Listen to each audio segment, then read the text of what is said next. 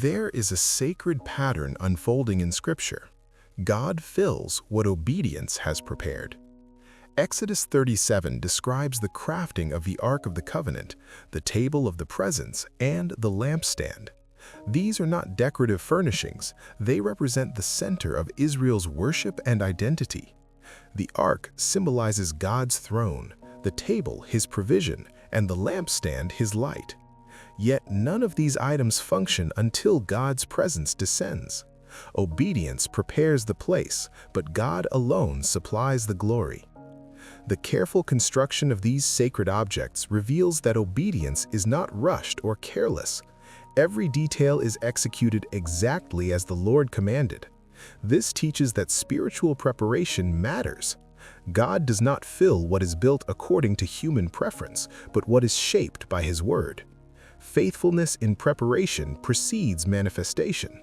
God's presence rests where His instructions are honored. This principle reaches its deepest expression in John 15:1-8, where Jesus declares Himself to be the true vine. He explains that fruitfulness flows not from effort, but from abiding. In verse 4, Jesus says, "Remain in me, as I also remain in you." Obedience is no longer external labor, it is relational dependence. The branches do not produce fruit by striving, but by remaining connected to the source of life. God fills lives that remain surrendered to Him. Jesus continues in John 15:9-10 by connecting obedience with abiding love. Obedience does not earn God's love, it remains within it. Fruitfulness is the result of sustained relationship, not momentary zeal.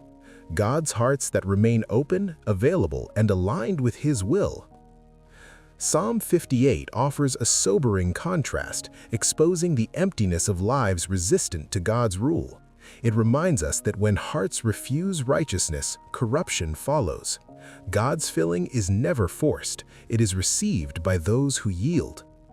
Paul deepens this understanding in 2 Corinthians 4 by explaining that God places His treasure in jars of clay. In verse 7, he reminds us that the surpassing power belongs to God, not to us. Obedience does not glorify the vessel, it magnifies the one who fills it. Weakness becomes the stage for divine power. Today, reflect on what you are preparing before God. Are your habits, choices, and desires aligned with His word? God still fills what obedience prepares. Remain in Him, honor His instructions, and trust that His presence will come in His time and His way.